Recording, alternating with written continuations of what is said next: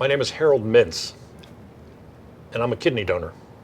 Now, that's an interesting moniker to be walking around with, but people don't wake up one day and go, you know what I want to do today? I want to open up myself and start giving out body parts to people I don't know. It's not usually how it works. I can tell you for me, it was a series of events that happened. One thing bumped into another, causing another, that led me to donate. I explained to people that it was dominoes. You ever play dominoes when you're a kid? And I don't mean, 6 goes to 6 and then 3 goes to 3. I mean this kind of dominoes where you set them up in a line and you click that first one and one bumps into the next, into the next. That's basically how I ended up on my surgeon's table at Georgetown University in Washington, D.C. in 2000. The first domino that fell for me was my father passing at a very early age. And I remember at the time thinking, he wasn't even sick for that long. By the time he found out he was sick and the time he passed, it was about 5 weeks. My family was kind of in shock at the time, but the only detail that I remember from that is, ouch, that hurt. That was too fast and unexpected. Well, that's life. I've seen The Lion King. I know the circle of life. You're born and you have a family, and eventually, that circle closes. The idea is to make that as wide and as fun a circle as you can get.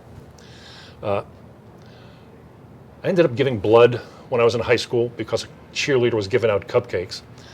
That bumped into seeing a movie on an airplane about organ donation. Bumped into me meeting a couple trying to save their daughter. They had set up a table in a mall, and they were trying to get people to come by their church that weekend and give a little bit of blood to see if you're a bone marrow match. All these different little things at the time didn't mean anything. And it wasn't until, the scales, enough of those stories weighed on me till I went, oh. And I picked up the phone and I called this phone number and I said, hey, I'm just curious, how do you donate a kidney? And within 3 days, I got such a large package of information instantly at my doorstep. And as I'm going through, I started realizing this is how to give after you're dead. Well, I'm not quite dead yet, so I called them back and said, thanks, got all this information. But I'm not dead. I'm actually thinking about donating now. And they said, oh, we're sorry, we must have misunderstood. Is it for a family member or a friend? And I said, well, it's actually none of the above. I'm actually curious to find out if it's possible to give to somebody, whoever needs it the most, in my neighborhood. And at the time, they said, nice thought, but you can't do that, it's illegal. Illegal? She said, yeah, you want to give to somebody in the neighborhood, but have you ever heard of something called the waiting list? It's run by the government, and organs are parsed out based on need, about how long you've been on the list. If you want to give to somebody in your neighborhood, what happens if somebody in Tennessee is next on the list? It screws things up, and so you can't currently do that. But give us your name and number, and if we ever get one of these programs approved where you can altruistically give, we'll call you. And I'm thinking, that's never going to happen. Well, about 2 years later, guess who called me? This group calls and said, hey, are you the guy who wanted to give his kidney to a stranger? Hey, I didn't say I want to do it. I said I had questions about it. And that led to me coming in, asking questions, which led to getting answers that didn't freak me out, which led to me saying, okay, cut me open. And in December of 2000, there I was at Georgetown University in Washington, D.C., giving my kidney to somebody. I didn't know who it was going to go to, whoever needed it the most. 3 months after surgery, and my surgery was successful, I have 0 scars. I have no medications I have to eat. For me, it was great.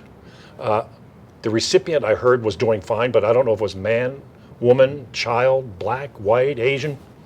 Altruistic, you give this way. You give to whoever needs it the most. But 3 months after surgery, they set up a meeting. If both the donor and the recipient agree to meet, they'll put you together. We both agreed. Before surgery, was I nervous? Not a bit. Before meeting my recipient, yeah, I was peeing in my pants. I was freaking out a little bit. What happens if I don't look like they expect me to look like? It would screw this whole fairy tale of a story up.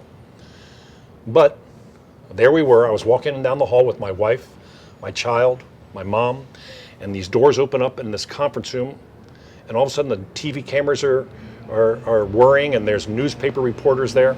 Flash bulbs are popping just like in the movies.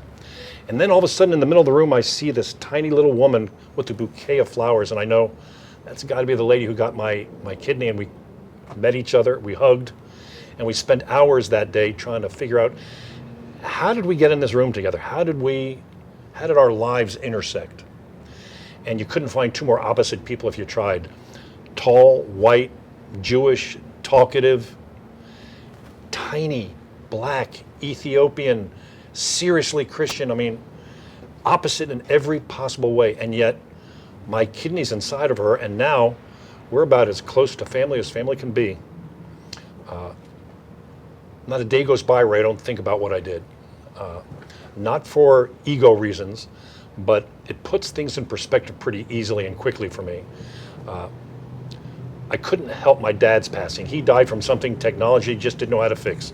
Medicine couldn't fix him. But today, people are dying. While you're watching this, there's 20 people that are going to die in the United States today because they don't have enough parts on the shelf. Not because they don't know how to fix them, because they don't have enough parts on the shelf. Well, you can get them from cadavers, or people can raise their hand and say, I can give to my brother.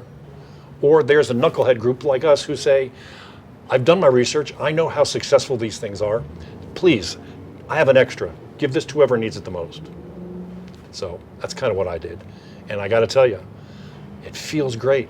There's a woman walking around in Springfield, Virginia today, healthy, with a family that gets to enjoy their mother. And I had a hand in that, and that feels good. I hope everybody else gets a chance to experiment and at least ask the questions. It all starts with questions. Recently, a friend introduced me to Chris Breed. She said, you need to meet this guy. He's a kidney recipient.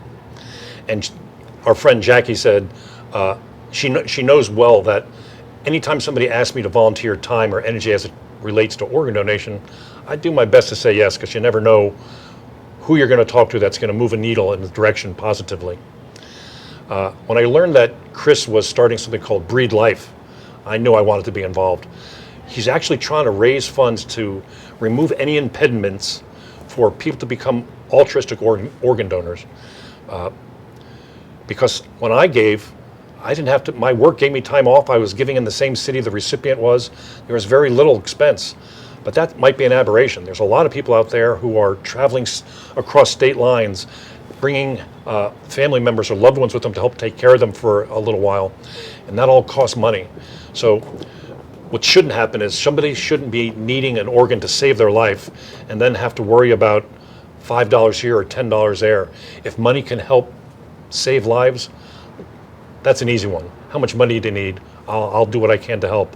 If it's talking to a camera to try to get people just awareness, become aware. It's our responsibility. We're neighbors. We know each other. We're related to each other. Whether it's you and your mom, you and your next door neighbor, you and the person down the block, or you and somebody on the other side of the state, it's all the same thing. We should be trying to help each other. And by helping Breed Life, you're helping your family. It's a good thing.